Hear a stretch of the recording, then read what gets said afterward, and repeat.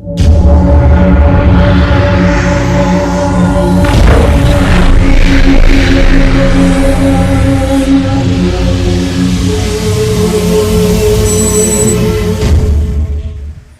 Video अच्छी लगी तो please do like share and subscribe. Hey guys, so कैसे हैं आप सब? आप सबका बहुत बहुत स्वागत है मेरे चैनल फंडा क्लियर है सर में। सो पिछली वीडियो में हमने बात की थी बहलोल लोदी की, ठीक है गाइस। तो इस वीडियो में हम बात करेंगे, मेनली हमारा फोकस रहेगा सिकंदर लोदी पे। तो गाइस, ये सब बात करने से पहले मैं आपको बता दूं कि हम पढ़ रहे हैं दिल्ली सल्तनत, ठीक है। दिल्ली सल्तनत को हम जो है 5 पार्ट्स में डिवाइड करके हम पढ़ सकते हैं, ठीक है। और जो 5वीं डायनेस्टी है वो है हमारी लोदी डायनेस्टी, और उसकी बात हम कर रहे हैं। और लोदी डायनेस्टी के फाउंडर थे गाइस बहलोल लोदी। तो बहलोल लोदी के 2 बेटे थे, बरबख्शा, निजाम खां, ठीक है गाइस। एक और बेटा था, तीसरा बेटा, जो मंगोल के इन्वेजन्स में मारा गया था, ठीक है। सो बरबख्शा जो था इनका बड़ा बेटा था, ठीक है, एल्डर सन था। तो इनको इन्होंने गवर्नर बना दिया था, कहाँ का, जौनपुर का, ठीक है, जो कि उत्तर प्रदेश में है। और फिर जो निज़ाम खान थे, ठीक है, तो गाइस इनकी डेथ के बाद 1489 में जब इनकी रास्ते में डेथ हो जाती है, जब ये ग्वालियर से कहाँ जा रहे होते हैं, दिल्ली, ठीक है, तो इनकी जब डेथ हो जाती है तो फिर वहाँ के जो नोबल्स होते हैं, नोबल्स जो हैं इस बेटे को निज़ाम खान को सुल्तान बना देते हैं।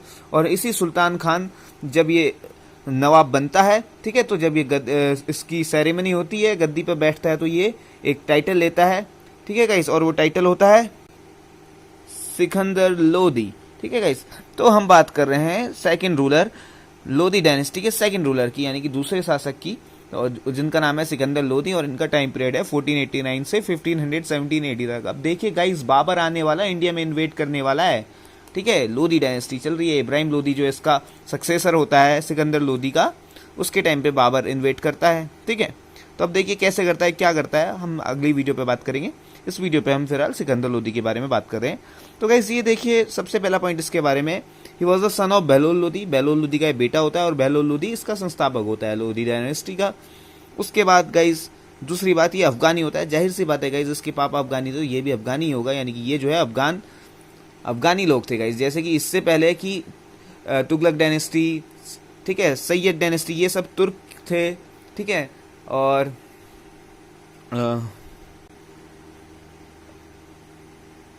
खिलजी डायनेस्टी और जो गुलाम वंश वाले आए थे, स्लेव डायनेस्टी, वो सारे क्या थे, तुर्की थे। तो और वैसे ही ये क्या है, अफगानिस्तान के हैं, तो अफगानी हैं, ठीक है। और इनको पठान भी बोलते हैं, ठीक है। तो ये सिकंदर लोदी भी एक अफगानी थे, ठीक है। अब गाइस देखिए, जैसे कि मैंने पिछली वीडियो में बताया था कि जो बहलोल लोदी थे वो इनसे काफ़ी फ्रेंडली नेचर थे गाइस, ठीक है, नोबल से, ठीक है। ये इनके संग बैठते थे, नीचे कालीन पे ही बैठ जाते थे। इनको इक्वलिटी का मतलब ऐसा एहसास नहीं होने देते कि मैं सुल्तान हूँ, तुम मेरे वो, नोबल्स। तो प्यार से रखता था, ठीक है गाइस, बहुत पीसफुल था इसका नेचर। लेकिन जो ये बेटा है सिकंदर लोदी, इसका जो नेचर है वो बिल्कुल अपोजिट हो जाता है 180 डिग्री गाइस। सो ये क्या करता है, ये स्पेनिश सिस्टम रखता है, यानी कि कुछ पर्सन्स अपॉइंट करता है ये, ठीक है, जो किस पे नजर रखते हैं, इन नोबल्स पे रखते हैं, क्योंकि ये नोबल्स जो है इससे बहुत चिड़े होते हैं, डिसअपॉइंटेड होते हैं, क्योंकि ये इनको बिल्कुल भी मुंह नहीं लगाता, ठीक है।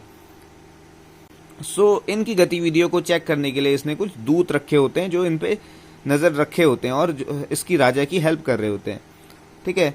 अब देखिए गाइस, ये जो है ग्रेटेस्ट लोदी सुल्तान है, यानी कि लोदी सुल्तान में थे 3 सुल्तान हम पढ़ते हैं, उन तीनों में से सबसे ग्रेटेस्ट यही है, ठीक है गाइस। और इसने जो है आगरा सिटी की खोज भी की थी, ठीक है। आगरा सिटी इसी ने खोजा था, जिसपे जो है गाइस हमारा ताजमहल बना है, ठीक है, वो इसी ने खोजा था, ठीक है। और 1494 में गाइस इसने जो बिहार वाला रीजन है उसको भी ऑक्यूपाई कर लिया था, उसको भी अपनी दिल्ली सल्तनत के अंदर मिला लिया था गाइस, ठीक है। गाइस अगर नेचर में देखें तो ये जो है काफ़ी कट्टर था। So guys he was a stone Sunni ruler, ठीक है गाइस, स्टोन सुन्नी रूलर यानी कि एक कट्टर मुसलमान था।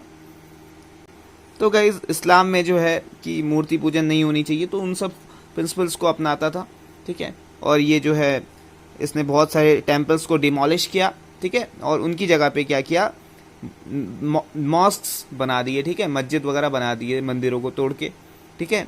और जितनी भी मूर्तियां होती थी उनको भी तोड़ दिया। सो गाइज ऐसा माना जाता है कि ये सब करने में, मंदिर वगैरह तोड़ने में इसको बहुत ही आनंद मिलता था। ही फील सो डिलाइटेड। तो चूंकि गाइज ये इतना स्ट्रिक्ट था तो इसके उसमें जो क्राइम रेट था एकदम बहुत ही कम हो गया था गाइस, ना के बराबर, ठीक है। हर कोई डरता था इसके उसमें क्राइम करने से। और वैसे भी हम जानते हैं कि उस समय जो है काफ़ी हार्श पनिशमेंट होते थे क्राइम के, है ना। कि अगर किसी ने कोई क्राइम किया तो उसको बहुत बुरी तरीके से उसके हाथ काट दिए जाते थे, उसकी आँखों अंधा कर दिया जाता था उसको, है ना गाइस। तो गाइस ये है डिस्ट्रॉयड आइडल्स, ठीक है, मूर्तियाँ वगैरह तोड़ देता था, ठीक है। और फिर एक बात और करेंगे तो ये जीरो क्राइम रेट।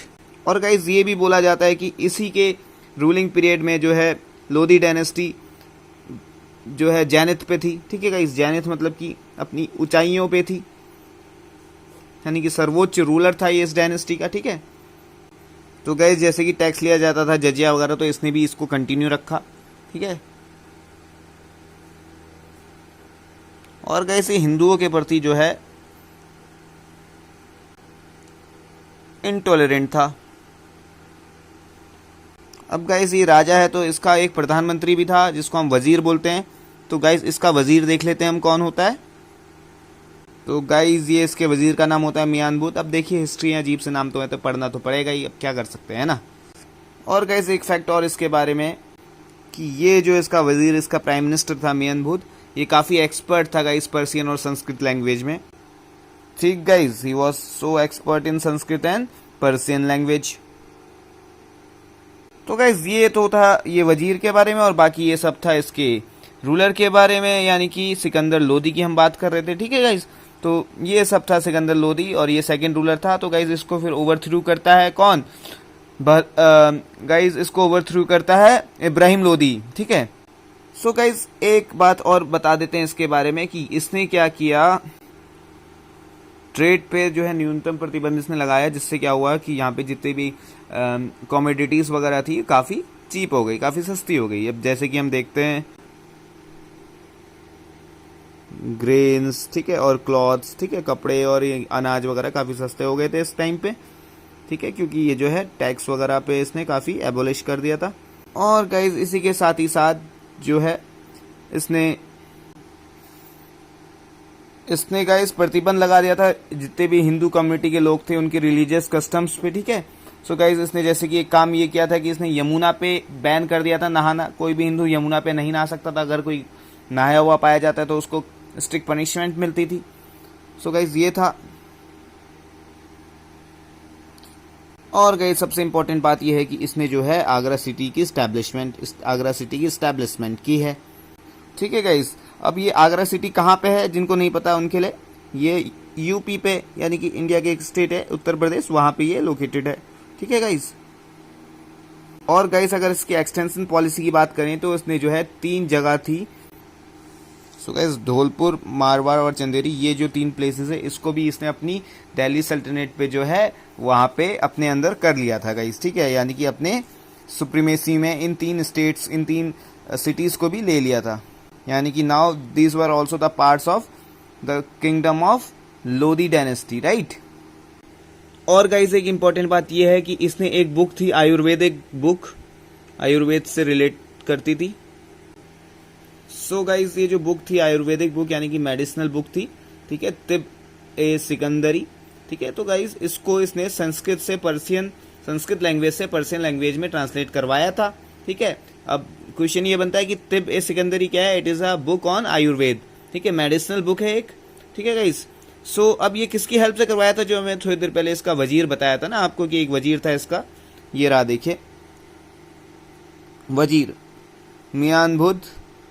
गाइस ये मियाँ भुआ है, ठीक है, भुआ।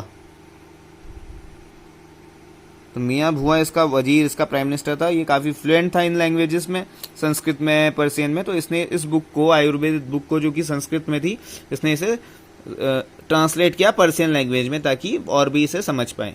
तो गाइस ये सब था सिकंदर लोधी के बारे में, ठीक है। ये जो है दूसरा रूलर था लोधी डायनेस्टी का। इसके बाद इसको सक्सीड करता है कौन गाइस, इब्राहिम लोधी, ठीक है। इब्राहिम लोधी के बारे में हम अगर बात करें तो ये है लास्ट रूलर है, ठीक है।